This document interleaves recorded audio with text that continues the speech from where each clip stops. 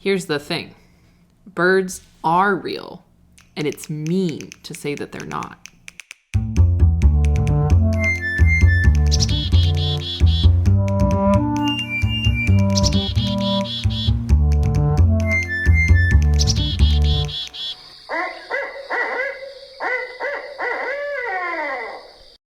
Whoa, who's that? That's a different voice. Was that you? No, I mean I'm Sam. And I'm Kesh. Who was that? And I'm Richelle. Richelle. Producer Richelle. Producer Richelle. If you will. Wow. Welcome to the pod, Producer Richelle. Thank you so much for having me on the pod. It's an honor. Producer Richelle has appeared on the pod last season, episode 6, I think. But first appearance this season. I'm really excited. I'm a little nervous. I think it's going to be a good time. Well, we have lots of listeners. I would say like literally tens of listeners. So The stage fright is real. we have Richelle on the pod today because she has a topic she's very passionate about, has wanted to talk about for a while. But we will start the way we normally start all our episodes. We start with our field notes. So, yeah, a little bit of interesting field notes this time around. Sam went on a trip, so we had some solo birding adventures, and then we also, all of us, including Richelle, went to John Hines last Saturday. Tuesday.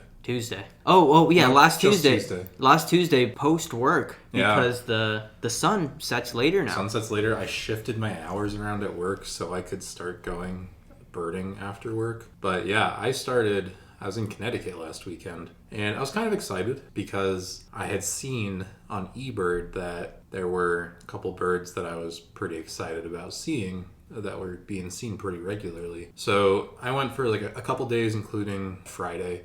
So Friday after work, I finished up work. It was really nice outside. I was planning on going to one of my Connecticut spots, and it was just so nice. I don't know. I couldn't resist. I was at my parents' house. They have a nice little backyard where you can just hear so many birds outside. So instead of going out birding, I just sat in the backyard, cracked a beer, and just like listened to birds for an hour. And it was great. Chickadees, titmice, woodpeckers, cardinals, blue jays, all the things you expect. Just really nice to kind of be out, and those are the only sounds happening. Yeah, it's really nice to be able to do that and not necessarily like drive to a wildlife refuge just like in your backyard. We get a little bit of that in the city, but not as much. Not for as sure. much, definitely. The next morning, I decided I do want to go out, right? So I went out, but it was like really kind of like misty, foggy, in a way that only a New England morning can be. So I don't know. I went out. I forgot to take my camera, first of all. I also forgot to take any binoculars. I kind of dug through my parents' house to find like probably 20, 30-year-old binoculars. I don't know. They didn't work especially well, but I brought them with me. And I was hoping to see some common loons, which we had seen in Connecticut before, but apparently they're still around. And kind of our main muse these last couple days, these last couple birding outings, the American woodcock, which we have an episode on that from season 1. But I looked on eBird and saw that the night before, the night I decided not to go birding, at the very place I was the next morning, they had seen loons and woodcocks. So I was excited. I saw neither. I saw nothing. I saw some red-breasted mergansers, which is That's nice, but nothing else. Yeah, I mean, and even if you did see a common loon or, the elusive American woodcock, I just wouldn't have believed you because you didn't take your camera, didn't get any photos, so where's your proof, bud? True. Yeah, don't forget your camera next time. Yeah. I got one lifer. I got the greater black-backed gull. Oh, nice. Cool. Yeah, I went birding alone in the evening time. I went a little too close to sunset, I think, and therefore a lot of the activity was a bit lower, and I didn't have too much light to work with, so didn't get anything especially cool, but saw the usual suspects, American coots, red-winged blackbird, stuff like that. But then, this last Tuesday, when we went in the evening time again, and that's just like it's kind of refreshing to go in the evening time. I mean, we do like going in the morning. It gets you out of bed. It's a fun start to your day. But in the evening time, it's a good like decompressor after work. And the weather's already, it's not as cool as it is in the morning. It's nice and warm. And the lighting, like as photographers, we were talking about it. The lighting from sunrise golden hour to dusk golden hour, it is quite different. Yeah. The evening light hits different. It's so nice. Going evening birding was truly life-changing. I came straight from work. I was a little stressed. I got there later than the boys did because I had to stop at Wawa and get a sandwich because, it's what you got to do after you've worked all day. Gotta do what you gotta do. And so I kind of had to like motor to go catch up with him, like probably like 3/4 of a mile of like speed walking. Maybe long. I feel like that's at least like a mile and a half out there, right? Yeah, it was a long. It was a little far. I was like, I understand what the like Olympic speed walkers go through as Yeah. I was trying to catch up with you guys. But it was beautiful. The sun was setting. The light was gorgeous. There were so many birds. You just hear them. I really enjoyed seeing the red-winged blackbirds. We saw, the tree full of herons, which was, I think, good. Yeah, it was a huge highlight, the rookery of herons in the trees. Again, a massive bird, so you wouldn't expect it to be like nesting on twigs. Or like, but they did have the platform nest, which we talked about. But it was just really cool seeing like 10, 15 herons in this like couple of trees. It was pretty fun. Like we had mentioned this specific tree maybe an episode or two ago, but we really saw it this time. And I thought what was really fun was that if a heron like landed in the tree or it was like adjusting its position, it took probably like 10 to 20 seconds trying to balance itself. It would like hold its wings out and kind of like flap and like, it as if it were like walking across a tightrope, how they kind of hold their arms out like that. Yeah. The herons were doing the same thing. It seemed very unnatural for them to be in their natural home, which was kind of funny. It was kind of freaky to see that many like large things in one regular sized tree. I will say the biggest sighting that I took away from this experience was actually a mammal. It was the beaver. Oh, yes. We did see a beaver. It was a really cool beaver. Shout out to season 1 when you're talking about mammaling. Yeah. I think we should just make that a little bit more of a thing. And my mammaling of the week was the beaver. All right. Yeah. It's always, cool to see a non-bird animal when we're out. Like, we see the deer, which are pretty typical. I saw mink once at John Hines, which was really cool. Yeah. I think the only other competition I had for, like, mammal of the week, probably just a squirrel. I don't think I saw anything else besides squirrel and beaver. Speaking of things we didn't see the American woodcock, but we heard it. We did hear it. In the darkness of the night. Yeah, we stayed there like until after the sunset. Yeah. Yes, and we were walking. We were trying to walk home somewhat quickly because it was, like, dark at that time. And we all paused, and we heard the meat of the American woodcock. We have plans to go to a place called Eastwick, a little... Right next to John Hines. Yeah, a short ways away from John Hines to hopefully catch some American woodcocks there because other people have seen them there. I'm glad we heard it, though. We did hear it. Yeah. That was kind of a magical moment. And then Kesh and I did spend an embarrassing amount of time staring at what we thought was a raptor in a tree. Oh, no. Turns out it was just like a cardboard cutout of a raptor near the visitors center to make the visitor center look inviting and nice. But it was dark, so we couldn't tell. Yeah, we were like in the parking lot basically, and I was like, I saw this large bird-like figure in the tree. I don't know. It was an embarrassing amount of time until we figured out it was just like a cardboard cutout. But it took a long time because we were trying to be ethical birders. And I think that leads us into the 2 hoot topics we have today.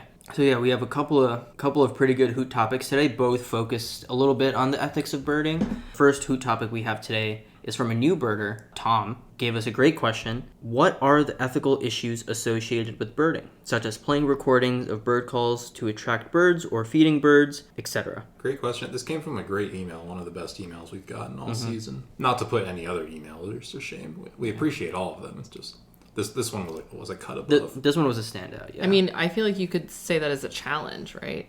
Yeah. Try to send a better email than Tom. Yeah. It's a tall order, but I think some of you might be able to do it. Yeah. So I know, Kesh, you did some research on this to really look into it. I have my thoughts of just kind of being a birder for a while.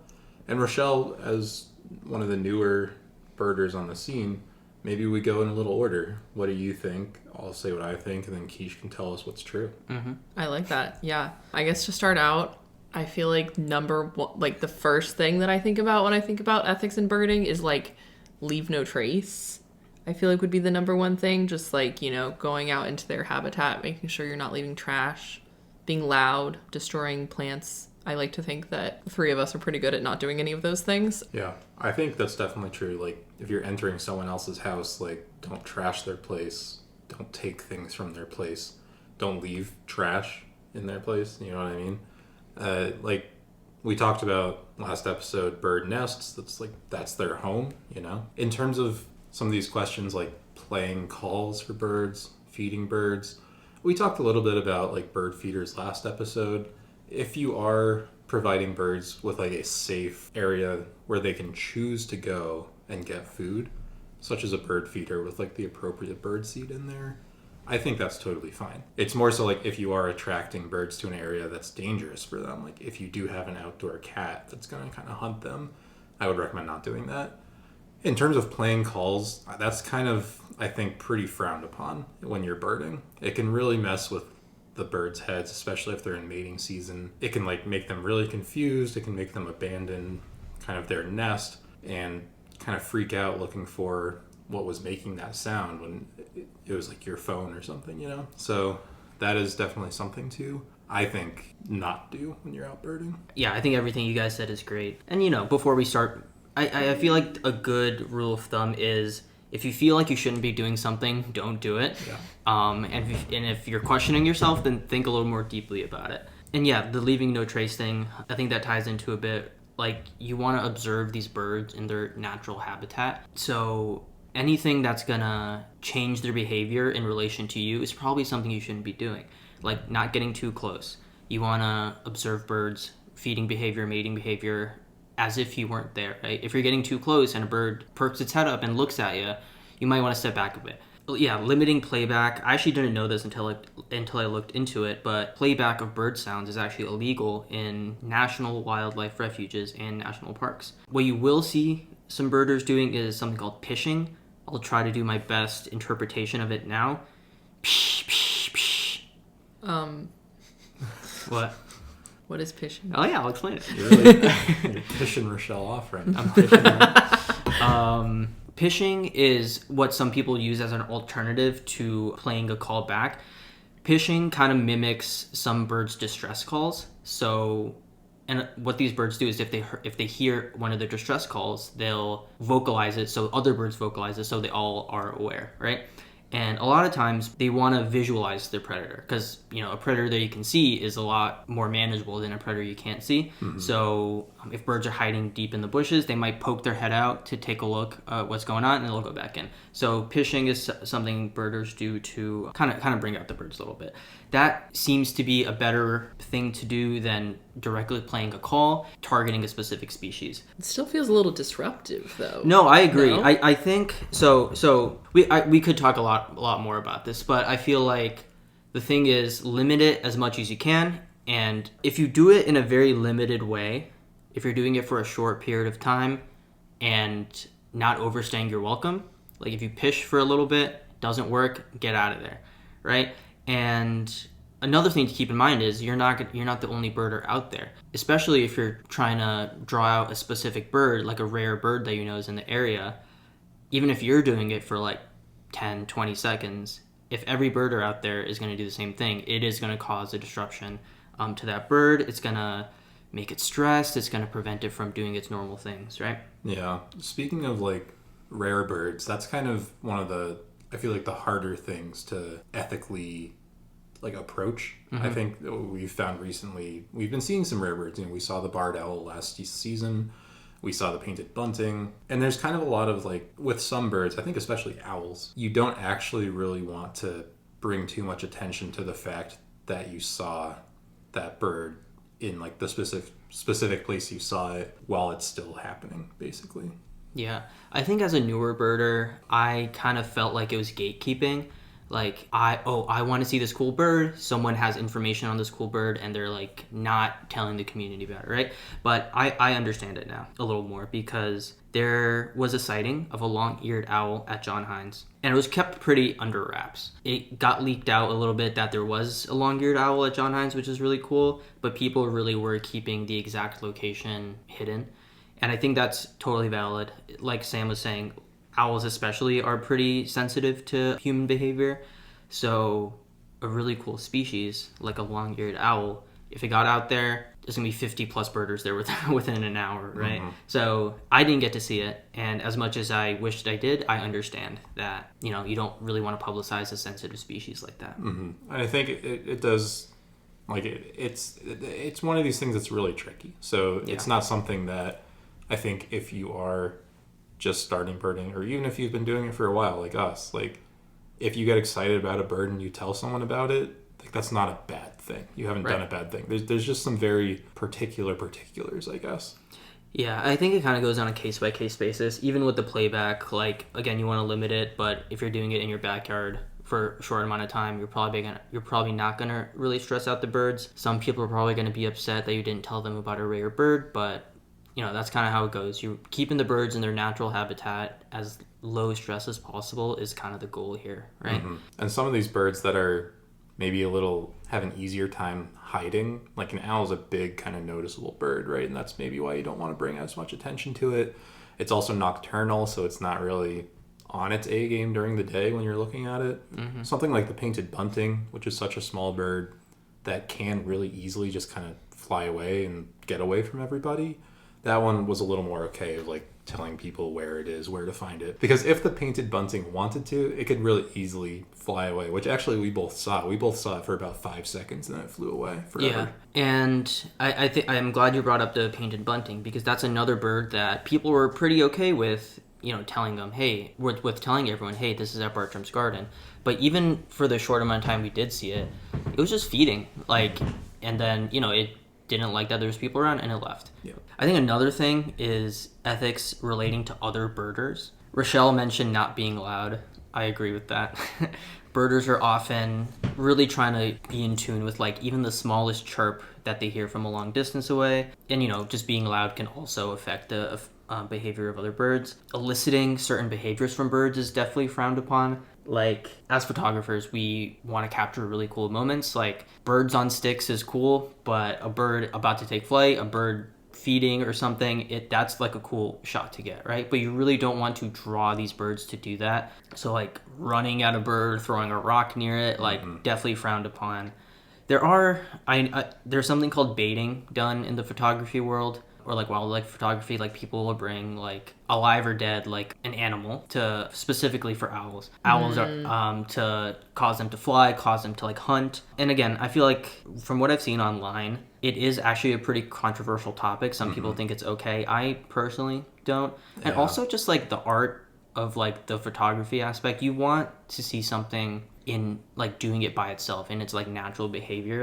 If I know an animal was baited to do a cool motion, I just feel that's not as impressive. I think that there's something to be said about, we go out and we see a lot of the same birds every time, but I think what keeps that interesting is that maybe this is the time that I'll get a great blue heron actively hunting and I'll get a really good picture of that, or maybe this is the time I get a flock of mallards taking off in a really interesting way. And that's something that I could influence. I could throw some rocks at mallards and get them to fly, and I would know that I'm gonna get that shot. But not only is that really mean to the mallards, it's just it does feel like cheating. And it's okay to also just have opinions on ethics. There's not necessarily a 100% correct thing to do. Right. And I'm with you on this more controversial thing of baiting an owl or something. I wouldn't do that. Okay, but here's my question. Yeah. You guys are going out searching for the American woodcock this weekend. Mm-hmm. Will you be pishing it? Well, it's a good question. I think, first just try to hear it. It has a pretty distinct call, and try to triangulate where it is and hopefully just see it. Yeah. That's the idea. That'd be ideal. Yeah, hopefully no pishing, hopefully no disturbing it any more than we need to. Mm-hmm. Hopefully don't need to at all. Have you pished before? I have pished. I feel like my pishing is pretty bad. I've watched and again, pish. And again, pishing. Sam's seen me do it before. It's really quick. It kind of does draw out the birds, and then they go back, and then we move on. You know, we're not standing there pishing at one spot for 10 minutes. You know, and this goes back to the whole thing. We spent an embarrassingly long amount of time thinking there was a raptor in a tree when it was a wood cutout, and it took us so long because we were not wanting to just walk right up to it. Yeah, we weren't trying to spook it to get it to fly. Exactly. And make a cool pose. Of course, it was cardboard though. It was cardboard, yeah. But we live and we learn, right? Mm-hmm. So this discussion of ethics, I think we can cap it off nicely with our second hoot topic, which comes from Nick. Thank you, Nick. Sent in a few hoot topics throughout the years. What are some ethical ways to deter woodpeckers? My parents have a local woodpecker that will not stop drilling into their house. I believe they tried filling the holes with tinfoil, but then the woodpecker just makes a new hole. Do we have solutions for that? I think we do have some solutions. I think Nick's parents are in quite a predicament here. First and foremost, you kind of want to figure out like why the woodpecker is making the holes. If it's looking for a food source, you might have a termite problem. I was about to say, I'm kind of worried there's bugs in your house, Nick. Yeah, so your parents might want to look into an exterminator or see if there's, a termite problem. There could also be like a nesting issue, like if a woodpecker could be trying to make a nest there. So a good solution to that would be, seems counterintuitive, but putting a woodpecker home, like a bird home, on a tree somewhere else, so that it's not making a cavity into your parents' wall. And I think you can look up like the specific size you should make the hole, so you don't make it so like raccoons get in there or like squirrels nest in there. Yeah, exactly. Yeah. Identifying what kind of woodpecker it is will also help with that. Yeah. If it's pileated, it might be a little more tricky. Yeah. There are like electronic woodpecker deterrents, like noises. Might not be super ethical because they can stress the birds out, but they can also like figure it out and not be deterred by it in the future. Same thing with like decoy owls. They might get scared that there's an owl there and not show up, but then they'll probably figure it out over time that this owl is not real. Similar to a scarecrow. Exactly. Something else, you can put like reflectors. There's like tape reflectors or like old CDs. So like when the wind hits them, it'll create little flashes of light that the woodpeckers don't like, and that can deter them. And there's even bird netting that you can put like a few inches away so that the woodpecker physically can't reach the wall. I wasn't able to like directly find if like woodpeckers can get caught in these or not, so I would maybe try to avoid that. But yeah, try to find the source of the problem and maybe get an exterminator. If we're talking about termites, not for the woodpecker. Oh yeah. To be clear, if there's bugs in your walls, or I think there might be bugs in the walls. I got to be honest with you. Or put up a birdhouse for the woodpecker so it doesn't. Or like embrace it, record it, make some sick beats. That works too. Do woodpeckers eat from like regular bird feeders? Yeah, sometimes. They can. So you can put up a bird feeder, like ideally somewhat far from your home. So if it is a food problem, then they can be attracted to the food source away from your home. So that's a good point too. And you can look at the specific types of bird feed that a woodpecker will eat. Like my parents have a bird feeder, and they just get kind of a typical blend of like bird seed. And there are some red-bellied woodpeckers that come, but like if you really want to attract woodpeckers, you can get some like suet blocks. I think from what I saw, the suet was like the main attractor for those. Yeah. So yeah, hope your family can figure that one out, Nick. Yeah. Let us know what kind of woodpecker they are too, because I like them. Let us know what the exterminator says. Yeah, so that's it for our Hoot Topics. If you feel so inclined to send us one of your own, you can email us at birdsarereal.pod@gmail.com. We love the Hoot Topics. Try to send an email better than Tom's. But also don't let that frighten you. We do need Hoot Topics. We're running a little bit low. Also try to send an email worse than Tom's. We want both. Prizes will be given. You heard it here Prizes first. Richelle will give you be a given. prize. Speaking of Richelle, it's time for the most exciting part of today's episode. A main topic led by our producer Richelle, who henceforth for this episode will just be called Richelle. Yep. That's my name. Richelle, I know you have a topic you're very excited about. What are we talking about today? I am very excited about this topic. Today we will be discussing pigeons. So, before we begin, I want both of you, one at a time, think in your head the first word that you think of when I say the word pigeon. I said rock because rock pigeons are a thing. That's so true. Mine would probably be mourning dove, if I'm being serious. My second guess would be New York. Does anyone want to ask me what my first word is when you say pigeon? What's your first word when you say pigeon? Chicago. Oh, I know why. I don't know why. So this is kind of what sparked my initial passion about pigeons was, back in my youth, back when I was a little bit crazy, I was gallivanting around the city of Chicago. The Windy City.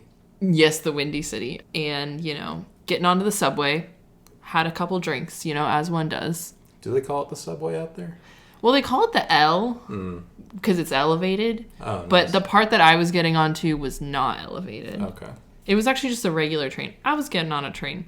Cool. And inside the train station was, a lot of pigeons. And after, I'd had 2 or 3 drinks, I was just like so excited to see the pigeons. And I ran right up to them and I said, wow, these pigeons aren't scared of me at all. Ethical birding. Exactly. And I grabbed one. Not a little less ethical. Not ethical birding. I would not recommend ever doing this, but I will say it was the thrill of my life. And never will I ever grab a bird ever again. But this leads me to say, you know, what I have to say about pigeons, which is pigeons are friends, not food. Pigeons are friends, not food. Exactly. Shout out Finding Nemo. No. That's what they said in Finding Nemo. Fish are friends, Pigeons not are food. friends, not food. I thought that was Shark Tale. No, No. Finding Nemo.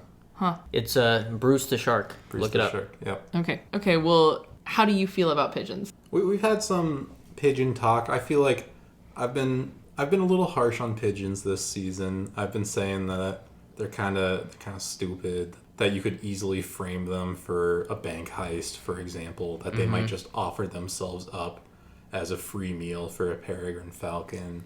But I'd like to give them a little credit. I think they are good birds. I'm glad that they just like take over cities. I think that's pretty cool of them. But I don't have, honestly, the strongest feelings towards pigeons, so I'm excited to hear more about them. Yeah, I don't know too much about pigeons. I know there's a lot of history with like passenger pigeons, and like you see people in New York like taming the pigeons. So I think they're pretty cool. They got that little iridescent shine to them. I think they're underloved. So I'm excited to hear what Richelle has to say. Yeah. Pigeons kind of look like an oil slick. Yeah, they do. And I like that. Okay, well, so the word pigeon is actually a very imprecise way to refer to these birds. The word pigeon is like the name goose. It's a name that describes an entire range of animals. Ooh. Pigeons and doves are members of the Columbidae family of birds, a group that includes over 300 species. Ooh. So, you know, we might call the bird we see on the streets a pigeon, but it's important to remember that there are also wood pigeons and imperial pigeons and laurel pigeons and a myriad of other pigeons. There's so many different types of pigeons. I couldn't tell you all about them right now. So pigeons are just like peeps. It's like the same kind of word. Exactly. Yeah. So what are the pigeons that are like we see all the time, like in cities, like the city pigeons? Yeah, city pigeons are rock pigeons. Okay, cool. And the reason that they're called rock pigeons is that they live on rocks. And the reason that the rock pigeons like the city is because the city is just rock. And pigeon like rock. The city is just rock. Yeah, I guess it's like concrete. Yeah, concrete. Yeah. They Concrete like the jungle. concrete buildings because that's where they live in the wild. And In the concrete buildings? well, on the rocks. No, I know. On the tall rocks. Yeah. Yeah. I never thought of it like that. Yeah. So pigeons are not native to North America. They're originally from like Northern Africa, Southern Europe, the Middle East, and Western Asia. And wild rock doves live on sea cliffs and mountainsides. So that's why domesticated feral pigeons like to live at the tops of buildings, because they can like perch on the tiny little like ledge, and that makes them feel like they're in the wild. Kind of similar to the peregrines we were talking about. Like the peregrines from last episode. Yeah. So the scientific name for the rock pigeon is the Columba livia domestica, or the Columbia livia forma urban. Oh, that's like my cousin's name. I was wondering where that came from. Yeah, exactly. Yeah. So basically, it's just like this pigeon is domestic. Nice. This pigeon is urban. Humans have a long history of living alongside pigeons. Rock doves first appear in written history on Mesopotamian cuneiform tablets over 5,000 years ago.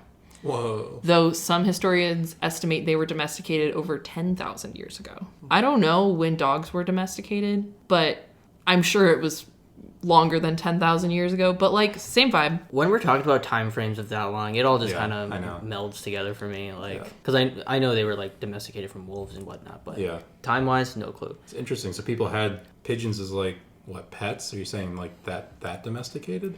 Yeah, so pigeons have historically been pets. Pigeons and humans kind of like went together, like birds of a feather, one might say. Wow. But yeah, kind of like dogs. So what we've done to pigeons is really, really sad. Basically, it's like, what if we took all of the domesticated dogs and then like decided that we didn't like them anymore and let them run free and like kicked them?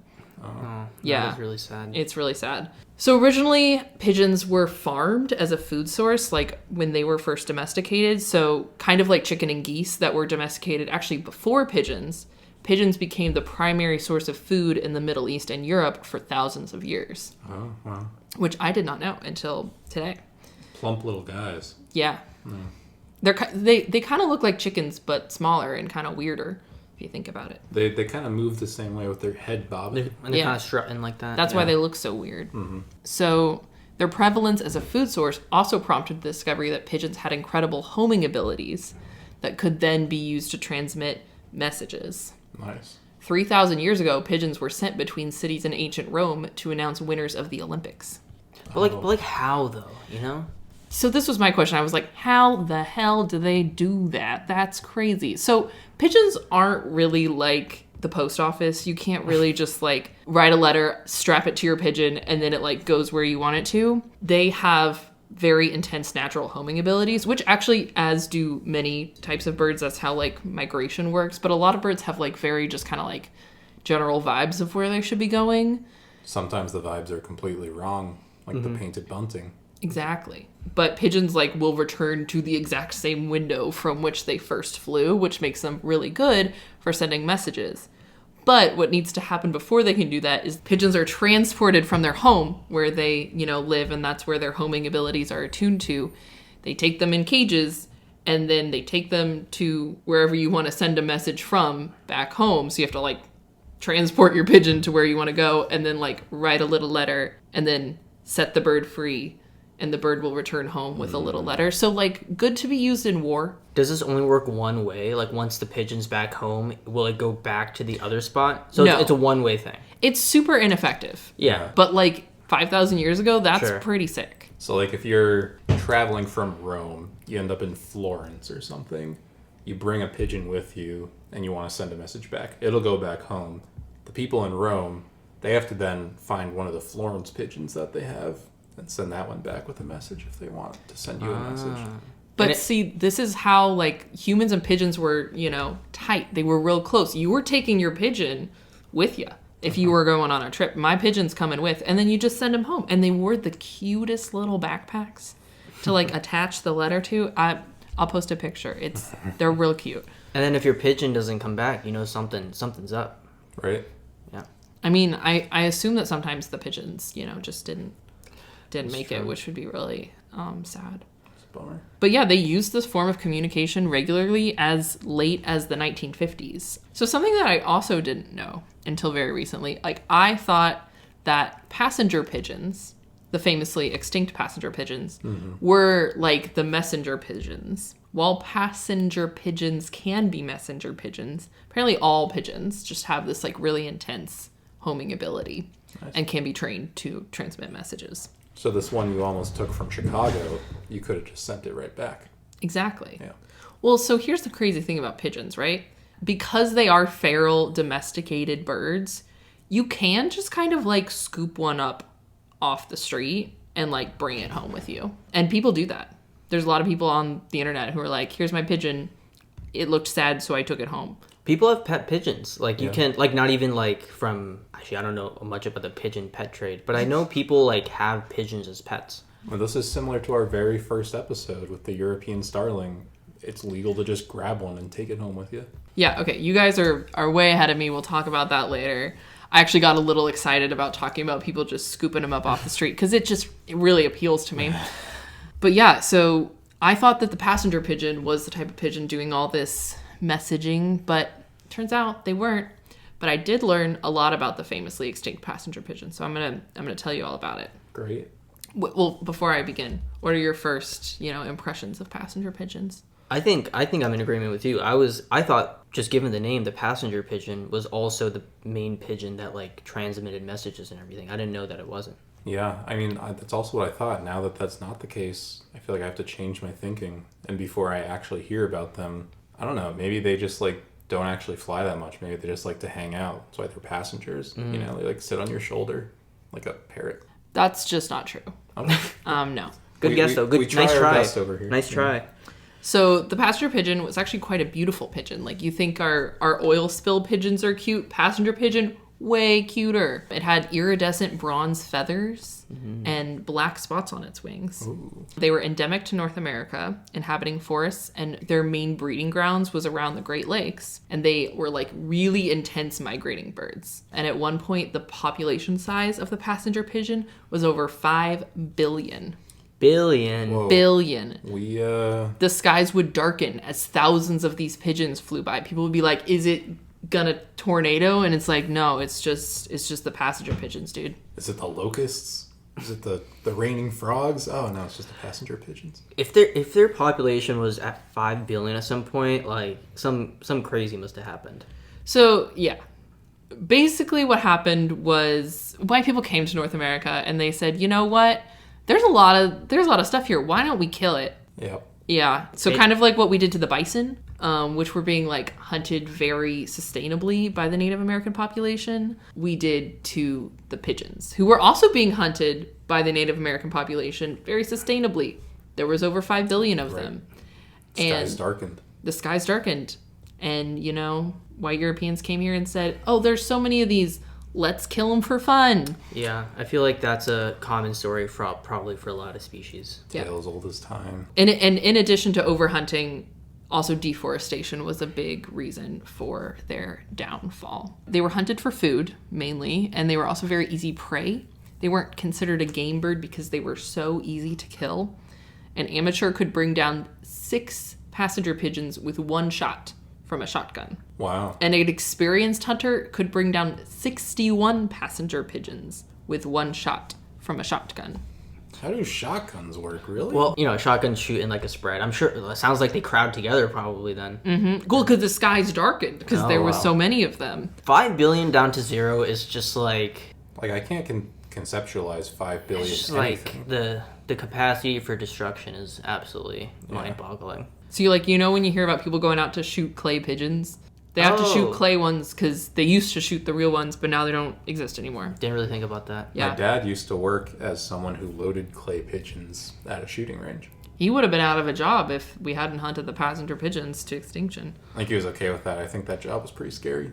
Yeah. People shot over his head all the time. That doesn't sound like fun. Yeah. So between 1800 and 1870, there was a pretty slow decline of the passenger pigeon. But between 1870 and 1890, there was a really intense rapid decline. And I could be wrong about this, but I feel like that's also when the buffalo also had their really intense rapid decline. Probably. Maybe I'm wrong about that. Just really coming into North America, destroying and taking everything. Yep. In 1900, the last wild bird was shot in southern Ohio. And the last captive passenger pigeon died on September 1st, 1914. More recent than I guess I would have thought. Yeah. I feel like when talking about extinct birds, it's always kind of sobering to think these were alive in the 1900s. And just... Somehow 1890 and 1914 feel really far apart, when in reality it's just 24 years. Yeah, the concept of time is interesting to think about because it's what are we talking about? 1990 and 2014 doesn't seem too far apart. Yeah, exactly. So here's the other thing. I also want to talk to you about doves. I was hoping you would get to doves. I was hoping so too. Yeah, we're going to talk about doves. What's the first thing you think of when you think of a dove? Holy matrimony. Napoleon Dynamite. Say more about that. Well, I don't want to spoil the movie. I'll say I also think about the time I tied for 82nd place in a local photography contest by taking a picture of some mourning doves. I think of the color white. Yep. And when you think of doves, they're big symbols, They're symbols of love, peace, purity, innocence, hope, and new beginnings. There's a lot of biblical dove imagery, the story of Noah's Ark. I'm sure many are familiar, but maybe not all. God sent the great flood.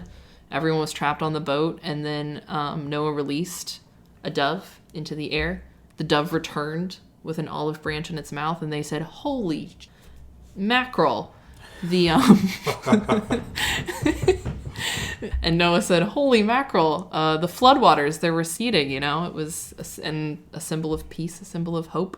Was it just one dove, or was it 2? It was one. There were 2. Supposed to be 2. There were 2 on the ark. On the ark. Oh.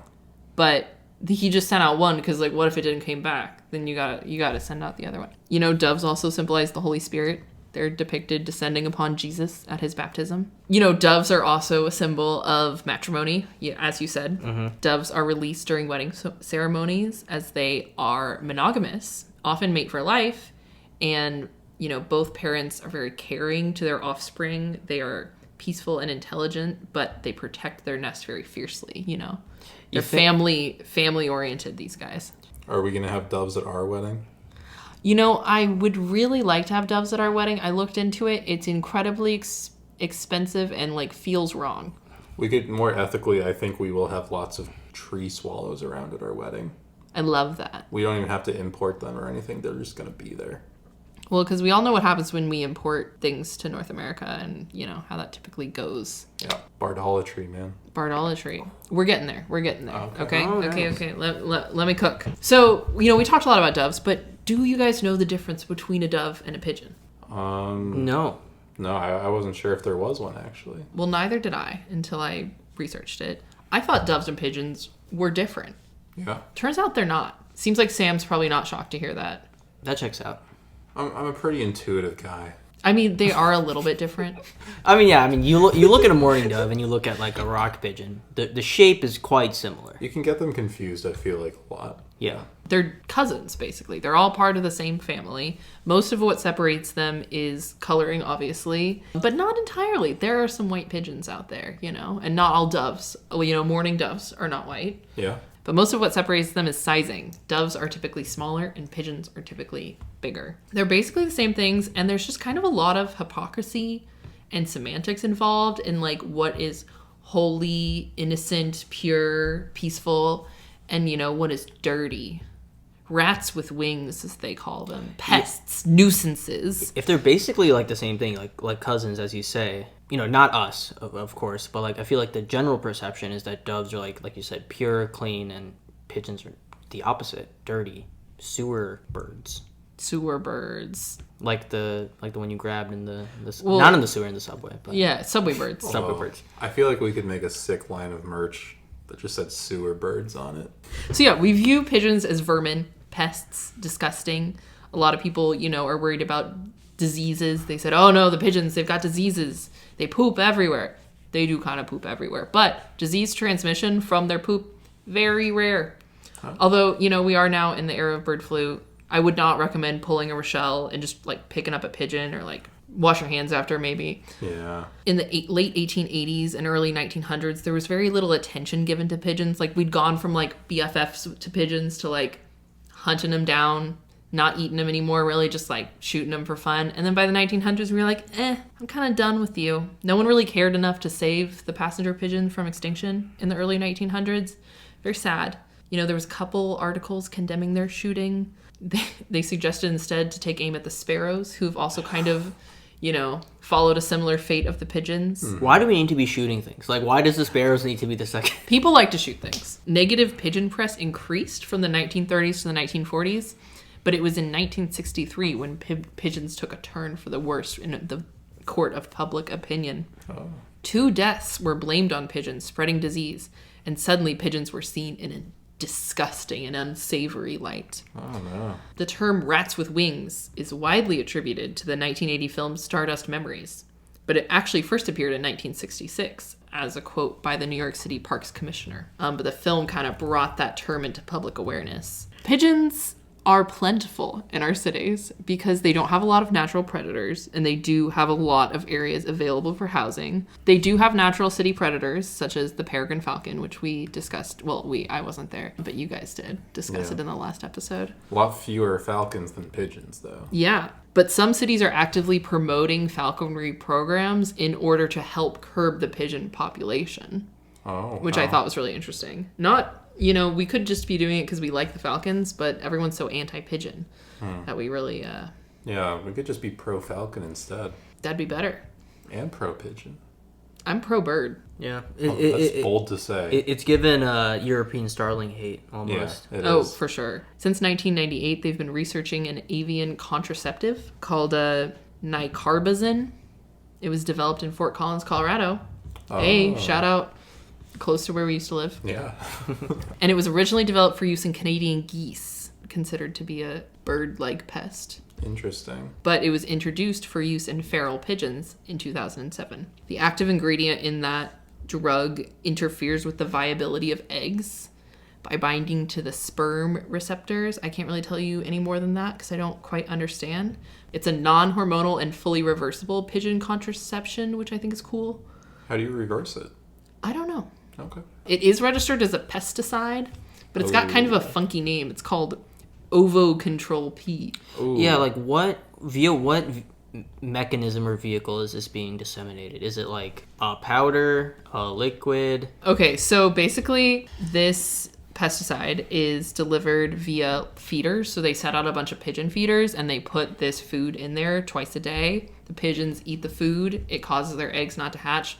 But I think because it's reversible, once they stop eating the food, they can then go on to reproduce if they stop eating the food. Apparently, though, it's declared safe and humane and also environmentally benign because it doesn't harm raptors or scavengers that prey upon the pigeons. And the pigeons are in no way, shape, or form, in danger of becoming extinct like the passenger pigeon. Not yet, anyway. I mean, I feel like I am dubious of this, but it also kind of makes me feel like an anti-vaxxer. It's an interesting concept to think about. I think there's a lot of eugenicsy type things that get brought up. But like you said, I mean, it's not harming. Like the specific birds aren't suffering from it, and the other birds that interact with it aren't suffering from it. I don't know. This reminds me of like have you guys heard of the mosquito sterilization thing? Yeah. I feel like it's kind of similar to that. And I think I'm pro mosquito sterilization. Well, I think mosquitoes are just, there's no benefit. They're net negative, right? So, I don't know. Maybe we should do an episode on mosquitoes. Maybe they've been misconstrued. They feed spiders. We like spiders. Spiders are good. But yeah, I don't know. I want to trust the science, if they say it's safe and environmentally benign, but sometimes you can't trust the science. But you're supposed to trust the science. It seems okay, but what if it's not? What if it's not? What if it's not? So in addition to a lot of pesticides, many cities have also set up a lot of hostile architecture to keep pigeons from roosting. They like the spiky things so they don't land and poop everywhere. And I'm anti-hostile architecture in any form. Agreed. Dislike that. Don't need spikes anywhere. Nope. That's what I have to say about pigeons. And my main takeaway is that pigeons are really cool. They had kind of a very tragic fall from grace after, we were best friends. We had a terrible fallout. And now the pigeons are suffering the consequences of that, similar to the European starling. Yeah. But my other takeaway is pigeons make incredible pets. Mm-hmm. They are generally calm. They form strong bonds with their owners. They're very intelligent. It's in the name. They're domesticated. Exactly. They can be trained to perform tricks. They're known to be loyalty, and they have that intense homing instinct. They're very devoted companions. It'd be great for me, honestly, because I get lost just walking around the block. That's so true. So yeah, next time you pass by a pigeon, take a look at its beautiful coloring. Think about oil slicks and how bad they are. And then say, wow, this isn't an oil slick, this is a pigeon. So much better. Thank them, for their long history of companionship with humans. 10,000 years, that's a long time. Yeah, it's quite a long time. And also, just take a second to mourn the extinction of the very cool passenger pigeon. What's your final takeaways from our discussion? I think it's another one of these things where we can think of pigeons, especially we live in a city, we do see a lot of pigeons. They sort of are like a background bird, right? Yeah. Similar to the starling, similar to a house sparrow. One that maybe we don't give very much attention, but now I'm definitely going to give it attention. I've always had a fondness for pigeons, and now that fondness has grown even more. Yeah, I didn't really know too much about the history of pigeons. I thought they were somewhat distinct from doves, but it seems like they're really closely related. Maybe I'll consider getting a pigeon as a pet. They're kind of cute. Easy enough to do. You just got to scoop one right off the streets of Chicago. No. Yeah, that's true. Well, thank you, Richelle. This was a really interesting topic. Thank you guys for having me. It was an honor, a privilege. Maybe I'll see you again. Maybe not. Maybe. Sound off in the emails. Sound off in the comments if you're watching on YouTube. What do you think about pigeons? Rate them on a scale of 1 to 10. Or maybe 1 to 5 billion. I don't know. Send me your thoughts about pigeons. Yeah. I want to hear from you. I will say if you send a DM on Instagram, it does come directly to me. It does go to Richelle. So talk about pigeons. Yeah, if you want to, and Sam and I really don't see any of that. So if you want to complain about the host of this podcast, you can send that to Richelle. Yeah, gas up Richelle, gas down us. What is that? I don't like the word gas down. I don't like the word gas. So now we are on to our closing ka, and it's a bit of a special one this week. We do have an extra player. That player, of course, being Richelle. So I know the score right now is 2-2. We will introduce another score. It'll be Richelle's. She won't have as many opportunities to score points as either of us, but it's just the way the cookie crumbles, I guess. Mm-hmm. So I'm going to play a call for Richelle. Richelle is then going to play a call for Kesh.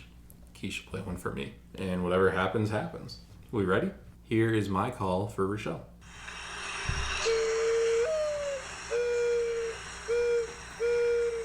Wow, that's a tough one. I'm gonna have to think really hard about that. Yeah. I'm just gonna take a wild guess and guess mourning dove. Are you sure? Yes. You don't want it to be like rock pigeon or something? No. Okay, you're right. Good job. That's a classic. I don't think we've ever done it for a closing caw, but it's just one of like the most iconic sounds of all time. Yeah, as a beginner birder, definitely thought there was owls just everywhere. Oh yeah. But it was just mourning doves. They do make this really cool whistling when they fly away, though. Yeah, they have a little wing sound too. Yeah. I feel like mourning doves make me think about, like, hearing that sound makes me think about being like 7 and waking up on like a Saturday morning in the summertime and like having nothing to do all day except for like do sidewalk chalk. Yeah, and listen to the mourning doves. Exactly. Okay, are you ready? I'm ready, ready. Kesh? Yep. Ready? Interesting. Okay. It was sounding seagull-y, so I thought bald eagle. But I don't think it's a bald eagle. But it could be a different raptor in that range. I'm trying to think of what raptors we haven't done yet. We've done a red-tailed hawk. I think we've done red-shouldered hawk. But it seemed like a smaller raptor. The chittering is interesting. It was very fast. Not something I always associate. At first I with thought a raptor. marsh wren, but then I switched up quick to raptor here. What's a small raptor? Merlin. Yeah, have we done a kestrel? Yeah, okay, so I'm between Merlin and kestrel here. I think I have heard a kestrel before, and I think it's a little bit different. So I'll go with Merlin. You are correct. Let's It go. is a Merlin. Fire. I was not originally going to do a Merlin, but then when I downloaded the app, it said my bird of the day today was Merlin, and then I thought, wow, I should really go with that one. Yeah, Richelle didn't even have Merlin downloaded. Gonna call her out on it. It's embarrassing. I'm embarrassed. Download Merlin. Learn your bird calls. Yep. Which Kesh and I definitely did. We studied really hard. Oh yeah, we studied super hard. That's the only reason I got it, right? We'll study extra hard for next time. All right. My bird call for Sam is also my bird of the day, and here you go.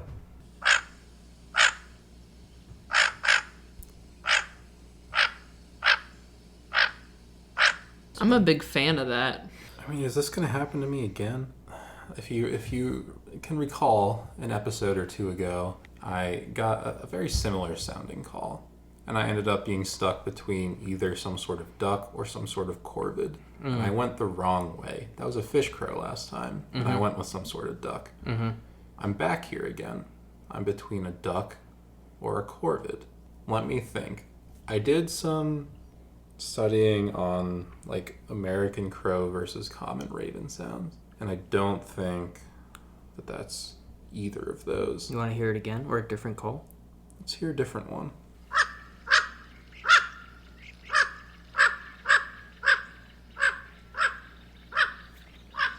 Okay, this time I gotta go down with the ship again. I'm leaning duck. I'm not looking up. I'm not looking at anyone's face to see if I'm on the right track or not.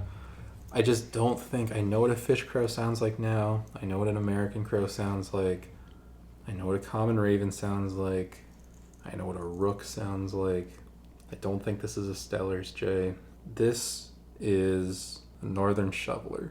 No, you guessed right with duck. It was the beloved bufflehead. Oh, I've never heard a bufflehead, actually. We see a lot of them. We see a lot of them. I was thinking, have we heard ruddy ducks before? Because they don't come as close to us as like the mallards or the shovelers and stuff do. So it's tough to hear them. But wow, that is like a much gruffer call than I would expect from a bufflehead. Yeah, it's really easy to like be like, oh yeah, that's a bufflehead call when I play it because I'm looking at it.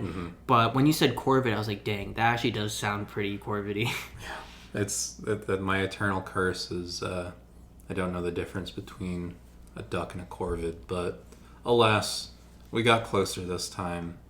So the score now, we have a 3 scores to go over. It is 3-2-1. Richelle has already cut my lead in half, having played just once. I've now played 5 times.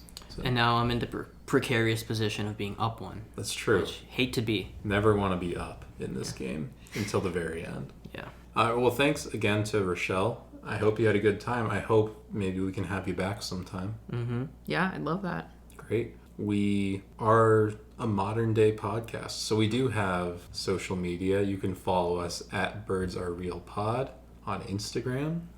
You can listen to this on YouTube if you'd like. Also at Birds Are Real Pod. Yeah, our last episode kind of popped off on YouTube. Mm-hmm. Good SEO on that one. Yeah, may or may not be because we titled the episode the name of a very famous band. Yes. Unclear. We might try more clickbait titles. We'll see. Maybe this one will be clickbait. But yeah, thanks everyone for listening, and we'll see you next time. Richelle, hit us with the bar. Pigeons are good, and it's mean to say that they're bad.